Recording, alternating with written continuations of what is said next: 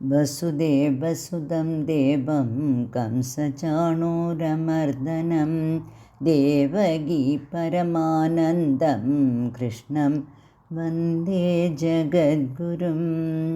ജഗദ്ഗുരുവായ ഭഗവാൻ ശ്രീകൃഷ്ണന് നമസ്കാരം.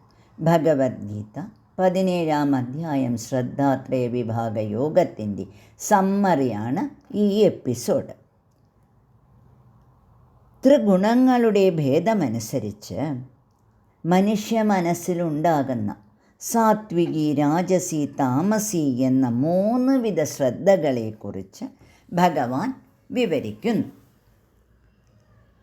അതിനാൽ ശ്രദ്ധാത്രയ വിഭാഗ യോഗം എന്ന് പേർ വന്നിരിക്കുന്നു. ഓരോരുത്തരുടെയും മനോനില അല്ലെങ്കിൽ സംസ്കാരത്തിനനുസരിച്ചാണ് മനുഷ്യ മനസ്സ് ശ്രദ്ധയിലോട്ട്, വിഷയങ്ങളിൽ ശ്രദ്ധയുണ്ടാകുന്നത്.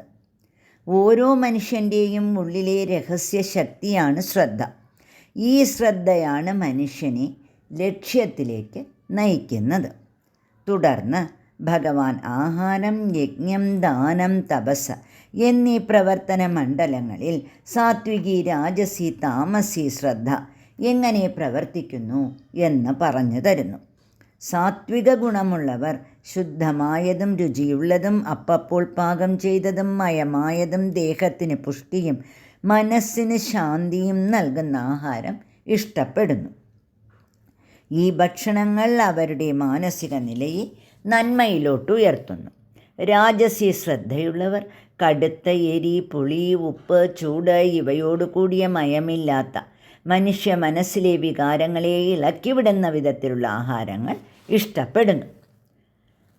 താമസി ശ്രദ്ധയുള്ളവർ തണുത്തതും പഴകിയതും മണം ഗുണമൊന്നുമില്ലാത്തതും ആരോഗ്യത്തിന് ഹാനികരമായതുമായ ആഹാരങ്ങൾ കഴിക്കുന്നു. ഇവ അവരുടെ മനസ്സിനെ അജ്ഞതയിലേക്കും അലസതയിലേക്കും തള്ളിവിടുന്നു.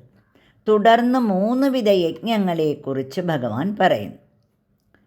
ഫലപ്രതീക്ഷയില്ലാതെ അർപ്പണഭാവത്തോടെ ശാസ്ത്രവിധിയെ മാനിച്ചുകൊണ്ട് തനിക്കും മറ്റുള്ളവർക്കും നന്മ തരുന്ന യജ്ഞങ്ങൾ സാത്വികീ യജ്ഞങ്ങളാണ്.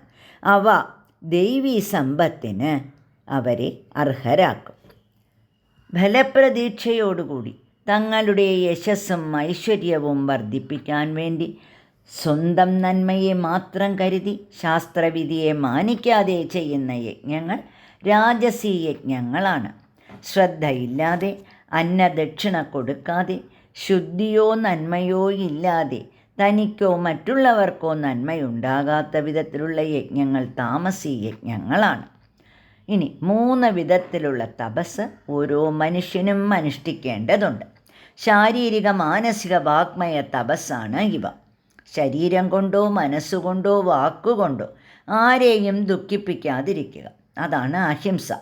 ശരീര, മന, വാക് നിയന്ത്രണത്തോടു കൂടിയിരിക്കുക. ഈ 3 വിധ തപസ്സും ശ്രദ്ധയോടെ ചെയ്യുന്നതാണ് സാത്വികി തപസ്. മറ്റുള്ളവരുടെ നന്മയെ വകവയ്ക്കാതെ സ്വന്തം ഇച്ഛാനുസരണം ശ്രദ്ധയോ മനഃശുദ്ധിയോ ഇല്ലാതെ ചെയ്യുന്ന തപസ് രാജസം. അറിവോ നിയന്ത്രണമോ ഇല്ലാത്ത മൂഢൻ്റെ തപസ് താമസം. തുടർന്ന് 3 വിധ ദാനം എന്താണെന്ന് മനസ്സിലാക്കാം. ദേശം, കാലം, ദാനം വാങ്ങുന്ന ആൾ എന്നിവയെല്ലാം നോക്കി ആവശ്യക്കാർക്ക് ആവശ്യമുള്ള സമയത്ത് മനഃശുദ്ധിയോടെ ഈശ്വരനെ ഓർത്തുകൊണ്ട് ചെയ്യുന്ന ദാനം സാത്വികം.